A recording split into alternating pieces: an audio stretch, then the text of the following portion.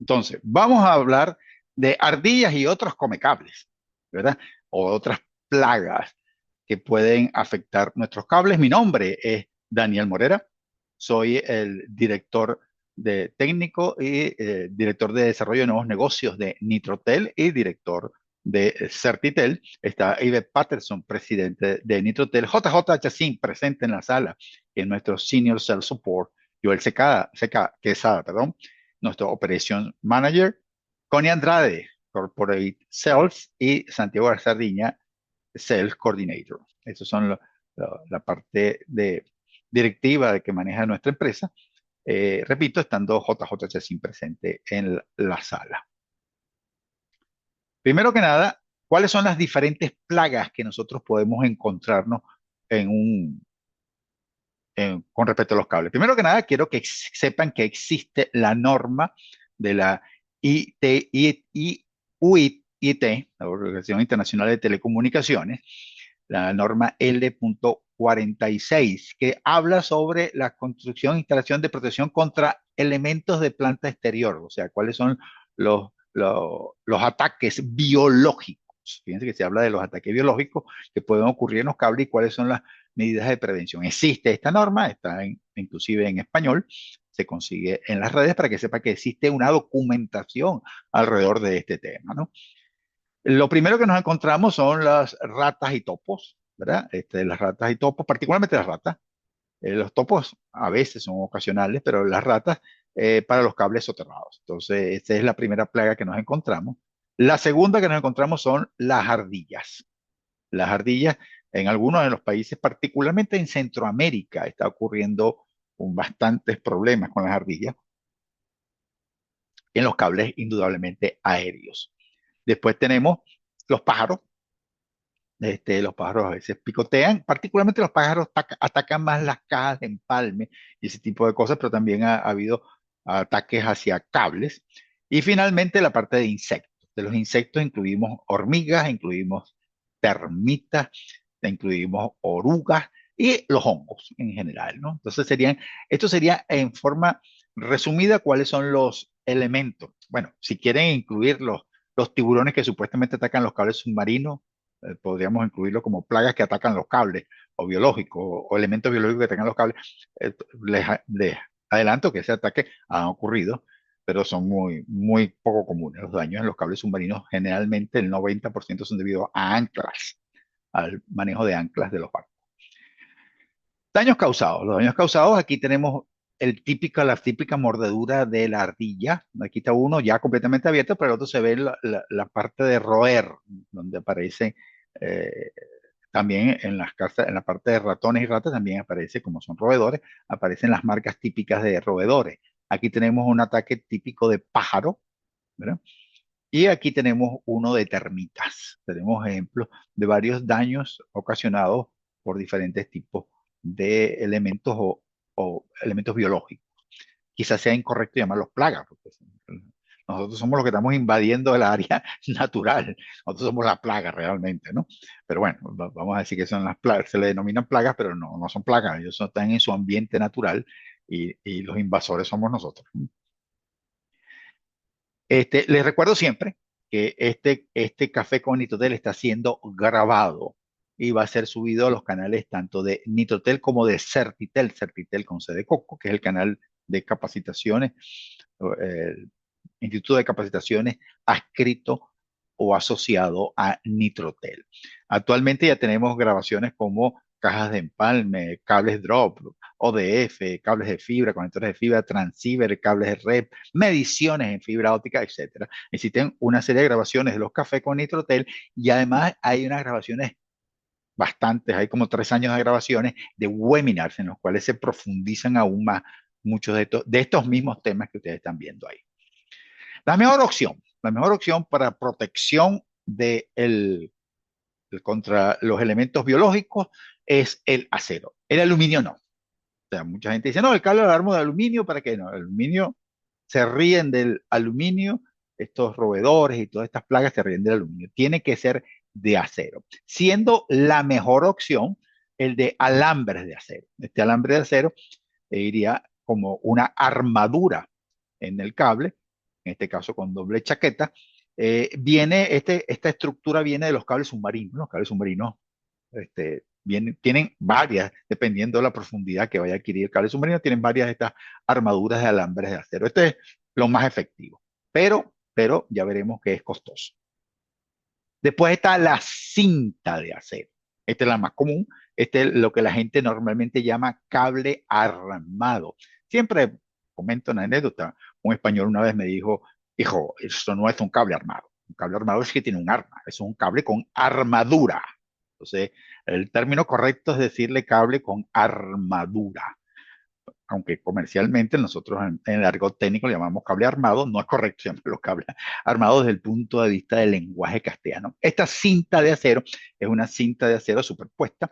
Lo ideal por muchas veces es que tenga doble chaqueta porque la cinta de acero es superpuesta. Entonces, si el roedor o la plaga abre la primera chaqueta, entraría humedad a la parte interna del cable. Entonces, si realmente queremos hacer un cable bien protegido, debería tener una segunda chaqueta para que la humedad no llegue al cable. Sin embargo, la mayoría de la gente usa el simple chaqueta primero porque es más pequeño, más delgado, un poco más barato, y bueno, y aspiran que no sea muy común ese ataque de roedor. Y el daño después de la humedad entrando eh, puede tardar varios años en terminar de dañar el cable. ¿Cuál es el problema que tenemos con estos cables de acero? El primero, que debe existir una separación entre 1 a 5 metros de los cables de energía. ¿Por qué? Porque los cables de energía producen inducción. Aquí no es un problema de ruido. Olvídense del ruido porque el cable de fibra óptica no le entra ruido. Se acabó. Eso no tiene nada que ver con ruido ni interferencia electromagnética. Nada por el estilo. Simplemente que si esa cinta de acero este, tiene inducción. Cuando el técnico vaya a efectuar un empalme o una conectorización o algo por el estilo, puede sufrir una descarga. Entonces la distancia es de 1 a 5 metros, aproximadamente 3 metros es el promedio de, vamos a hablar de 750 voltios hacia arriba, este, hasta, si no me equivoco, 40, 50 kilovoltios, serían 3 metros la distancia. El problema es que la mayoría de la gente no cumple esa distancia. ¿Por qué? Porque los postes se van llenando. Entonces tenemos las líneas arriba, va el primer cable que se colocó probablemente exactamente a 3 metros, entonces empiezan a llenarse el poste, unos cables más arriba, otros más abajo, y en un momento que están más cerca de lo que debería. Segundo, los carretes pesan 3 veces más que los estándar. Por ejemplo, un carrete de unos 4 kilómetros de un cable normal y eléctrico, nada de acero, puede estar pesando unos 300 kilogramos. En cambio, el de con armadura, ese mismo cable con las mismas especificaciones pesaría cerca de 1 tonelada. Entonces, el manejo del cable, de los carretes del cable, se nos complica porque normalmente en la parte de telecomunicaciones no estamos preparados para carretes tan pesados. Y el tendido, el tercer problema es que en los tendidos aéreos, la distancia máxima entre postes es 50 metros. Es 50 metros por el peso del cable. Entonces puede ser figura 8 que él tenga un mensajero o que lo estoy trenzando a un mensajero de acero y en ese caso la distancia máxima es de 50 o debería ser de 50 metros. Entonces, para resolver el primer problema, nosotros deberíamos, y así lo establecen las normas, que un cable con armadura que vaya cercano a cables de energía, sean soterrados en una canalización, en una bancada o sean aéreos en postes, deberían estar puestos a tierra, la cinta de acero puesta a tierra. El problema es que tú puedes colocarla a tierra, pero cuando existe un daño en el cable, se rompió la puesta a tierra galvánica. Entonces, habría que tener puesta a tierra en ambos extremos constantemente. O sea, hay que tener un trabajo de supervisión de esta tierra para que después, cuando el técnico vaya a reparar el cable, esté asegurado de que ambos segmentos del cable roto de este lado y de este lado están aterrados, están puestos a tierra, porque repito, puede ser bastante peligroso. Entonces, aquí dice que la puesta a tierra en armadura se pierde en las reparaciones si la tierra está hecha de un solo lado. Entonces tiene que haber puesta a tierra. Entonces cada vez que hay una manga de empalme, por derivación o por estilo, tendría que haber tierra en la cabecera, tierra en la manga de empalme, tierra en el cable que continúa. Fíjense todo lo que tenemos que estar pendientes con respecto a esto. Entonces, estos tres aspectos complican el uso del cable de acero, siendo, ahí lo digo, la mejor opción. La mejor opción definitivamente es el acero. La segunda opción es la protección externa. La protección externa incluiría un inner duct en los cables que van en bancadas, que van soterrados, o los que van aéreos, hay inner duct o subductos que tienen mensajero. Particularmente importante cuando estamos hablando de microfibra, en el cual el volumen de fibra, podemos encontrarnos cables de 800 hilos de fibra. Entonces, un daño o un roedor de un cable de 800 hilos, además de que se cae una cantidad enorme de servicios, la reparación es complicada, ¿no? A pesar de que puedan existir empalmadoras de 12 hilos, etcétera, etcétera. Entonces, particularmente en los cables de microfibra, fíjense que en este caso tengo doble protección. Tengo la protección general y después la protección individual de cada uno de los ductos, de los, de los cables que van individualmente en los ductos. Esto es para microfibra. El problema de esta solución es que es costosa. Normalmente, inclusive, el ducto cuesta más que el cable. ¿De acuerdo? Y segundo, el tiempo de instalación. El tiempo de instalación realmente es 3 veces más, porque tengo que instalar el ducto, después pasar el cable dentro del ducto, entonces puede llegar a ser un tiempo de instalación 3 veces superior al de la instalación normal. En el caso de distancias largas, ustedes han oído hablar de las técnicas de soplado, etcétera, etcétera. Otra protección externa es simplemente bloquear la escalada. Cuando yo hablo de bloquear la escalada, es que la ardilla, por ejemplo, trate de subir por aquí, se resbala por acá, no logra subir. Existen dispositivos en el mercado que se consiguen para proteger eso. Esta solución es relativamente costosa, la de la izquierda. Generalmente está dirigida, se usa en las partes de energía, ¿no? Para proteger el, los transformadores, que no ataquen, no haya un cortocircuito, son relativamente costosas.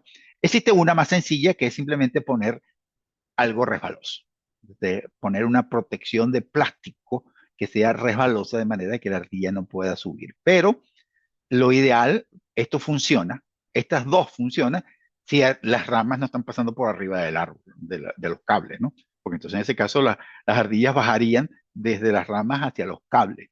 Entonces, y esto no es real, ¿no? O sea, que la gente pueda podar el árbol completamente de manera que no haya ramas encima de los cables, esto no es real, ¿no?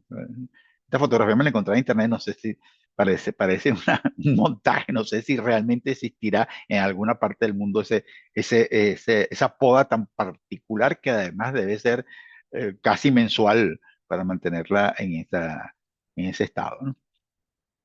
Aquí tengo un caso bien particular para que se vean que esa protección de resbalarse tiene que tener, según este estudio y este fabricante que vende este producto, debe tener por lo menos 30 pulgadas de largo. Fíjense que cuando son menos de 30 pulgadas de largo, la ardilla puede saltar y puede pasar para arriba y para abajo, pero en cambio, en el caso particular de las 30 pulgadas, no logra pasar.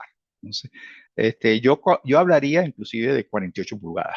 De 48 pulgadas está completamente seguro de que, y es una solución económica, simplemente es una pieza plástica brillante, resbalosa, que permite la escalada, que solamente funciona si y solo si no están pasando ramas por encima del poste. Protección de eléctrica. Cables, el famoso cable armado dieléctrico. O sea, así lo especifica. Yo quiero un cable armado dieléctrico o con armadura dieléctrica. La primera opción es FRP, Fiber Glass Reinforced Plastic, o sea, plástico reforzado de fibra de vidrio. Estos pueden ser cintas. La más efectiva son estas cintas, pero que son como láminas. Es como láminas, pues esto le permite más grosor o más flexibilidad al cable. El cable, sin embargo, queda ligeramente rígido, ligeramente rígido. Es una solución interesante. Siempre recomendando que sea doble chaqueta. Recuerden lo de la chaqueta, que si rompe la primera chaqueta, medio muerde por aquí, no entre agua dentro del cable. Existe una solución más económica que es nylon reforzado, una cinta de nylon reforzado. Fíjate que le puse medio clic, checkmark, medio checkmark nada más. Esto lo utilizaría yo cuando son en los casos, en general, yo utilizaría este tipo de solución si los ataques no son muy agresivos y no son troncales críticos. Estamos viendo a clientes finales, no son backbone, entonces podríamos usar este tipo de protección dieléctrica. Dieléctrica, la primera de abajo, la de abajo más económica, podría ser ya entradas a casas o cosas por el estilo, clientes finales no críticos, esto para varios grupos de finales, pero backbone sí no recomendaría esto. La protección dieléctrica, ya está listo aquí. Ok. Opciones complementarias. Aparte de lo que hemos visto, que es el bloqueo de escalada. Ojo, se me olvidó mencionar y ahorita lo estoy recordando, el bloqueo en los ductos también hay que poner sellado de ductos, etcétera, etcétera, para que no entren dentro de lo que son soterrados, ¿no? Hablamos de armadura de acero, hablamos de armaduras dieléctricas y bloqueos físicos del acceso de los roedores, hormigas o otros eh, ataques biológicos. Las opciones complementarias son, primero, que la chaqueta del cable sea extremadamente pulida. Nosotros podemos fabricar el cable que ustedes lo ven y se ve como brillante, de manera de que le cueste al roedor roer. Ese es el objetivo, ¿no? Que resbale, resbale, resbale y roer. La segunda, que además de la chaqueta se le colocan químicos repelentes, desde esos químicos repelentes desde picantes hasta hay varios químicos repelentes dirigidos fundamentalmente a roedores, hormigas y otras termitas, etcétera, etcétera. Y finalmente, el grosor de la chaqueta, aumentar el grosor de la chaqueta. Entonces, estas tres son, yo llamaría opciones complementarias. Si nosotros mezclamos estas opciones complementarias, podemos, ah, perdón aquí que me falta una lámina, y no sé qué pasó aquí. Sí, falta una lámina. Ok, bueno, falta la lámina.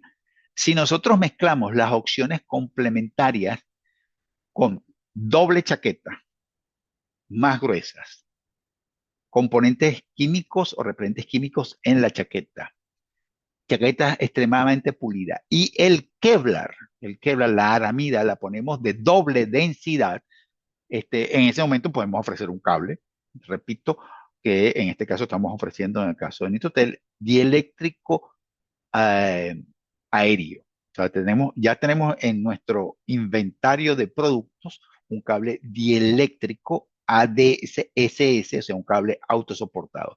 A ese cable autosoportado que le hicimos, le estamos haciendo chaquetas brillantes, más gruesas, con repelentes químicos y con el Kevlar de doble densidad, el Kevlar o aramida de doble densidad. Esta es una propuesta que tenemos desde el punto de vista aparte de las opciones que hemos mencionado anteriormente. Por supuesto que tenemos los cables con armadura, de cinta de acero, de alambre de acero y de FRP y de nylon. Tenemos todas esas opciones disponibles. Conclusiones. Lo más efectivo es la armadura de acero. Vuelvo a repetir, la armadura de acero es lo más efectivo, siendo la de alambre de acero más efectivo, pero evidentemente más costosa. Pero tenemos los problemas de inducción, peso y límites de distancia. Entonces tenemos que tener en consideración eso. Si montamos un cable con armadura de acero cercano a líneas eléctricas, sean soterradas, sean embarcadas o sean aéreas, tenemos que colocar siempre la puesta a tierra en los dos extremos de cada segmento discontinuo entre ODF, primera manga, sale de la manga, vuelve a poner a tierra, a la siguiente manga se pone dos veces y así sucesivamente debe haber puesta a tierra en todos y cada uno de los segmentos antes de tender el cable. Antes de tender el cable, o sea, porque evidentemente durante el tendido, después yo tengo que conectar por otro lado. Entonces voy a tender el cable en el primer segmento, lo pongo a tierra, lo hago el tendido, pelo y lo vuelvo a poner a tierra, pero ya está puesto a tierra para proteger al operario del cable que va a trabajar en ese momento, ¿no? Entonces voy a hacer el siguiente tendido. Ok, entonces lo pongo a tierra ahí, hago el tendido y en ese momento vuelvo a ponerlo a tierra. Entonces hay que tener ese limitante. Sí, solo si van paralelos a cable de energías. Si no estamos paralelos a cables de energía con las delimitantes, ustedes pueden encontrar unas tablas, están en internet, cuáles son las distancias de acuerdo al voltaje de la línea, ¿no? El voltaje entre 750, las hay de hasta 48 kilovoltios, después de 128 para arriba, hay distancias. Entonces, ustedes buscan la distancia, mira, no estoy a ninguna de esas distancias, a ninguno de esos cables, no es necesario colocarlo a tierra. Colocarlos dentro de ductos muy efectivo, aunque es costoso dinero y tiempo. O sea, colocarlos dentro de ductos también es tan efectivo como armadura. Pero tenemos un problema de costo. El cable, el tendido en general aumenta de costo de manera considerable. Los bloqueadores de escalada, una buena opción con sus limitantes. La limitante es que no haya tendido, ramas cercanas en la parte superior de los tendidos, ni vayan a crecer, porque evidentemente tú puedes ver que no haya, pero acuérdense que la vegetación siempre crece, ¿no? Y es más, generalmente los grandes problemas que estamos teniendo son los cables que pasan a veces entre los árboles, inclusive, lo cual no debería ocurrir, pero bueno, a veces no nos queda más remedio que eso. Y los cables eléctricos con opciones complementarias es una buena opción. O sea, yo puedo usar cables eléctricos con todas, porque en ese momento tengo que aplicarle todo. Yo le colocaría el repelente a la chaqueta, la haría pulida, la haría más gruesa y le pondría o doble capa de Kevlar o le podría poner FPR o protecciones de ese tipo de nylon. Entonces, si reunimos todo el paquete completo, un cable dieléctrico podría funcionar también muy bien. Sin embargo, pero al final, yo la conclusión final que quiero decirles es que no hay nada 100% efectivo. La gerente de operaciones de Cable and Wireless en Panamá, ahora Liberty, eh, se me va el nombre en este momento, me enseñó un cable con armadura de acero que la ardilla lo penetró. Oigan bien lo que estoy hablando. No sé si era una ardilla mutante, pero ella tenía el pedazo de cable donde la ardilla pasó la armadura de acero. Tengo historias de personas que le han dañado el cable, la misma ardilla 3 veces el mismo día. O sea, en la mañana lo reparan, después el mediodía se volvió a reparar y lo volvió a comer y a la tarde lo comer. Entonces, al final, independientemente del nivel de protección que ustedes tengan, siempre tienen que estar preparados para reparar el cable. Para reparar el cable, lo ideal sería un mantenimiento preventivo. ¿Qué significa preventivo? Que ustedes están revisando que, por ejemplo, si tienen protecciones contra subida de los árboles, que esa protección no se haya caído, que las ramas de los árboles no hayan crecido sobre el tendido, o sea, que haya una poda continua. O sea, tenemos que hacer la prevención, ¿verdad? Revisar que los bloqueadores de escalada estén en buenas condiciones y no se hayan dañado con el tiempo. El adaptivo se organiza con poca antelación, pero requiere planificación basándose en qué va a ocurrir. O sea, aquí lo importante es que ustedes pueden colocar el cable que ustedes acá ya han elegido, pero pueden dañarse. No solamente evidentemente por agentes biológicos, el que produce más daño en general es el agente humano, ¿no? O sea, ahí no hay nada que hacer. Y ni ahí no cambia el tipo de cable, ni nada por el estilo, ni el repelente, ni nada por el estilo, ¿no? Cuando un camión va con fuera de altura, con la pala subida y se lleva el cable, no hay nada que hacer, ¿no? Entonces, pero en general, usted tiene que estar preparados para la reparación. ¿Qué significa preparados para la reparación? Tiene que tener el protocolo. El protocolo significa que están las cuadrillas preparadas con el equipamiento y con los repuestos. Los repuestos significa que deben tener el cable y deben tener las mangas y los manguitos y por supuesto la empalmadora de fusión, el OTDR y el personal calificado. Eso tiene que estar preparado. A mí, por ejemplo, siempre me pone muy nervioso cuando nosotros en Nitrotel nos piden, y eso ocurre con cierta frecuencia, mira, yo quiero 5 kilómetros de cable OPGW o OPGW para líneas de alta tensión. 5 kilómetros. O sea, tú quieres decir, cuando ustedes hablan, el cable de OPGW es el cable de guarda de las líneas de energía en la parte de arriba. Esos son tendidos de cientos, miles de kilómetros. O sea que tú no guardaste cable para reparar en ese tendido. Entonces tienes que salir a comprarte, no quiero 3 kilómetros, quiero 2 kilómetros, quiero 5 kilómetros de ese cable. ¿Qué ocurrió en esa? Ahí no existió una planificación de ningún tipo. Tú tienes que dejar varios kilómetros, varios rollos de varios kilómetros cuando tú haces un tendido grande, para reparaciones que van a ser inevitables. ¿Por qué? Porque nosotros queremos evitar el correctivo, que en reparación de fallas sin antelación o ninguna, y no hay ninguna planificación y a correr. Eso no debe ocurrir. Tiene que ser lo ideal, un mantenimiento preventivo, un adaptivo y evitar el correctivo de emergencia para ver cómo resuelvo el problema. Les recuerdo, para los que no hayan recibido, que el día 22 y 23 de julio de este mes tenemos el curso de certificación de Nitrotel, de Supervisor Installer Solution, ¿no? Va a ser el curso de certificación. Este curso de certificación permite al instalador con la empresa, permite ofrecer la garantía de por vida de Nitrotel. Va a ser lunes 22 y martes 23 de julio de 2 a 5 y 30 p.m. hora Miami. Va a haber 7 horas de sesiones en vivo, van a ser conmigo, dirigidas online. Van a recibir previamente el manual para preestudio y después una hora, un examen de una hora. Se calculan aproximadamente unas 6 horas de autoestudio, unas 2 o 3 de preestudio, después previo al examen, otras horas de detalle. Entonces, cualquier información adicional pueden escribir a mi correo, pueden escribir al de cursos arroba certitelsa.com, certitel con C de coco. De todas maneras, estoy seguro que JJ va a escribir el correo de cursos en el chat para que vean ahí para obtener más información. De todas maneras, les adelanto que creo que el costo del curso son $147, si no me equivoco, pagados en línea, con tarjeta de crédito, etcétera, etcétera. Entonces, les recomiendo ampliamente, se cubre cobre, se cubre fibra durante esos dos sesiones y con el manual correspondiente. En este momento terminamos esta parte de presentación, recordándoles que esto fue grabado y va a estar en los canales de Certitel y de Nitrotel en YouTube.